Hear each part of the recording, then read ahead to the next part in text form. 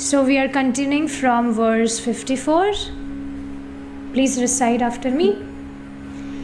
तथाध्यायद्वयं नित्यं पठमानो निरन्तरं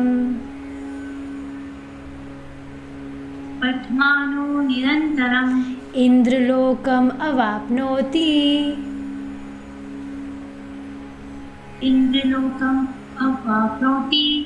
कल्पम् एकं वसे ध्रुवम्।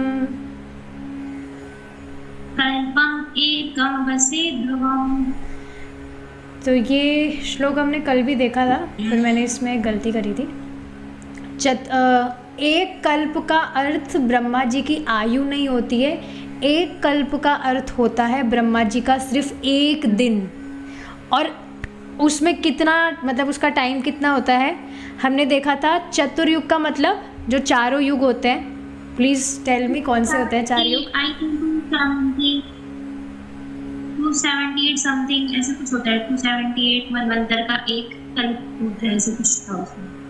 नहीं, इसको इजी वे में समझते हैं, मनवंतर थोड़ा हैवी हो जाता है। चतुर्युग, चार युग कौन से होते हैं? If you remember. त्रेता, द्वापर, कलयुग, सतयुग। सतयुग पहले आता है। सतयुग, त्रेता युग, द्वापर युग और कलयुग। सतयुग, त्रेता, द्वापर, कलयुग। हाँ, तो ये जो चार युग है, ऐसे 1000 चतुर्युग, इन 4 साइकिल्स के ऐसे 1000 साइकिल, मतलब कि 43 लाख साल। और 43 लाख साल इंटू 1000 इज इक्वल्स टू एक कल्प।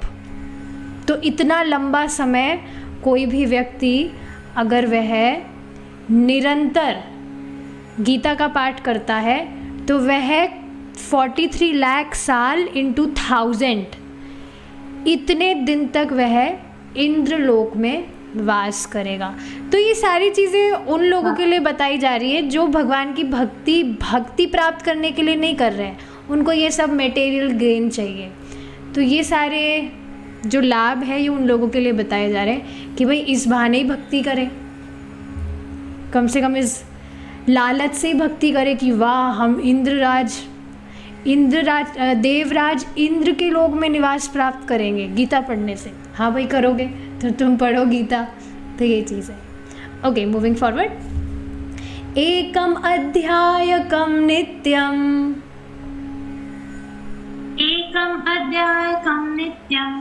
पठते भक्ति संयुतः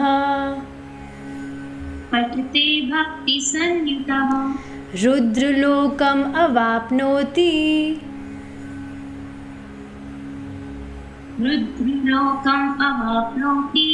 गणो भूत्वा वसेत् चिरम्।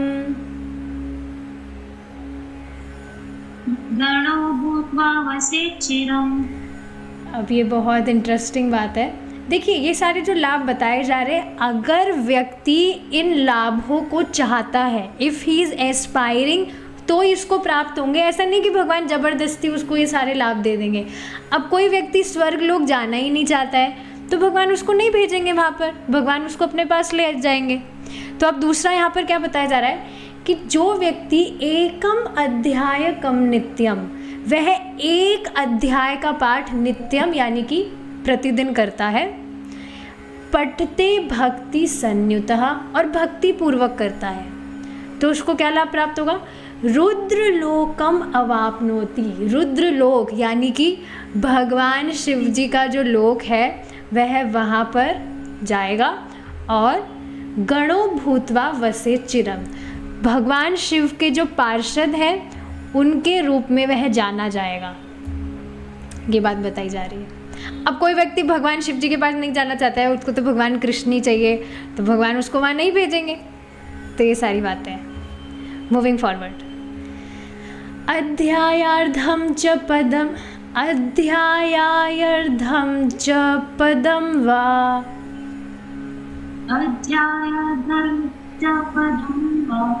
नित्यं यः पठते जनः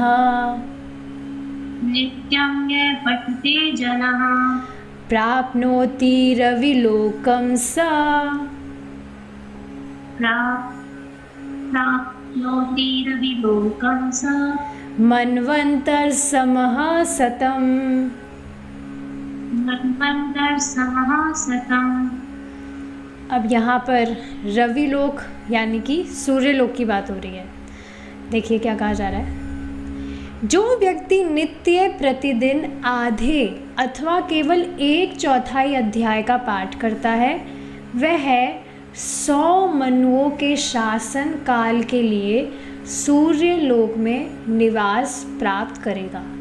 तो देखिए ब्रह्मा जी के एक दिन में बताया जाता है 14 मनवंतर होते हैं। और 14 मनवंतर का मतलब क्या है कि हर एक मनवंतर में एक जो मनु होते हैं वे शासन करते हैं।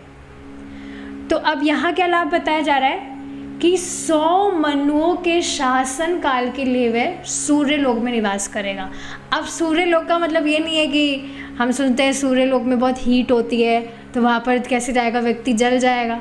नहीं, ये बात पता होनी चाहिए कि जो डिफरेंट प्लैनेट्स हैं उसके हिसाब से डिफरेंट मटेरियल बॉडीज़ प्राप्त होती है।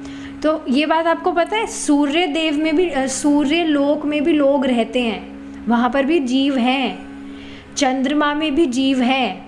अब कोई सोचेगा कि अरे यहाँ पृथ्वी लोक से तो चंद्रमा पर लोग गए हैं तो वहाँ पर तो सब कुछ उनको खाली खाली दिखता है, वहाँ तो कोई नहीं है। हाँ, हम क्योंकि पृथ्वी लोक के वासी हैं तो हम इस बॉडी से वहाँ के रहने वाले जीवों को नहीं देख सकते हैं।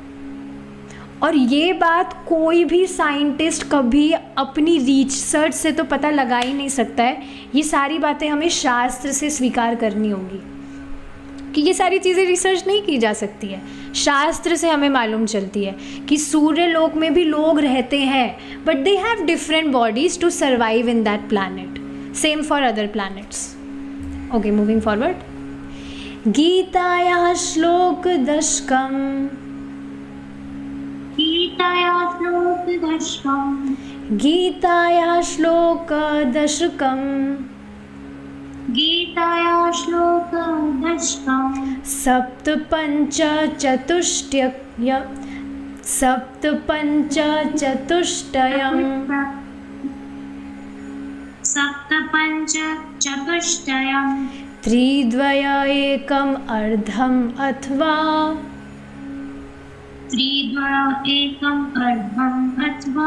श्लोकानां यः पठेन् नरः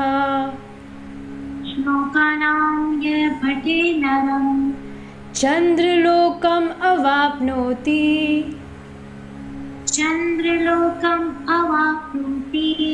वर्षाणाम् अयुतं तथा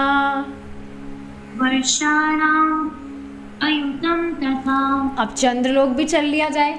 जो व्यक्ति गीता के 10, 7, 5, 4, 3, 2, 1 श्लोक अथवा आधे श्लोक का श्रद्धा से पाठ करता है वह 10,000 वर्षों के लिए चंद्रलोक में निवास प्राप्त करेगा। In case anyone is interested, हमें तो कोई इंटरेस्ट नहीं है, आगे देखते हैं। गीतार्धम एक पदम च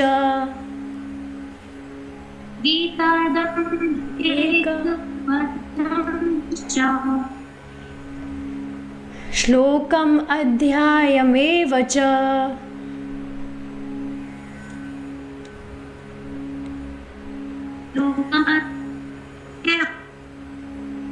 आवाज कट गई, फिर से गाते हैं।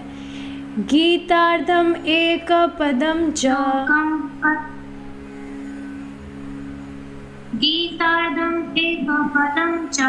श्लोकम अध्यायम एव च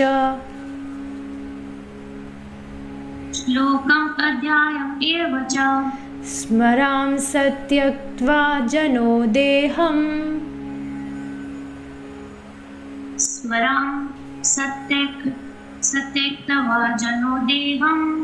स्मरां सत्यक्त्वा जनो देहम्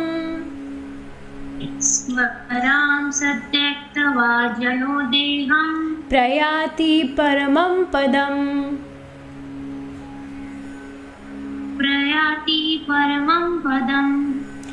जो देह त्यागने के काल में आधी गीता, 1/4 गीता, 1 अध्याय अथवा केवल एक श्लोक का स्मरण करता है वह परम पद को प्राप्त होता है।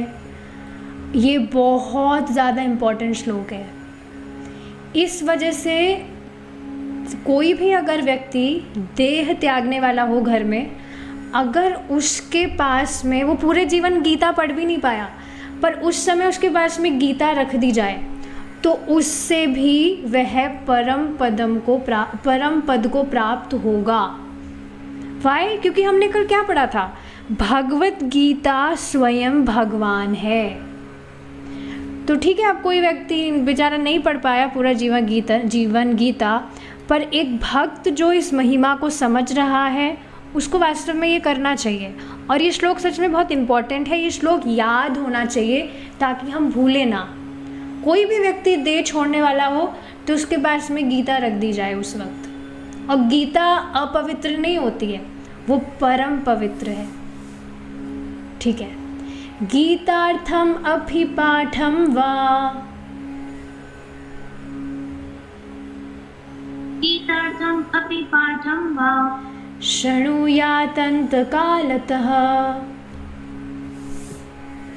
शृणुयात् अन्तकालतः महापातकयुक्तोऽपि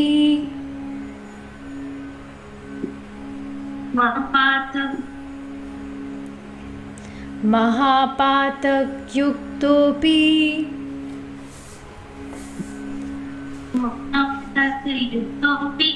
मुक्तिभागी भवेत् जनः।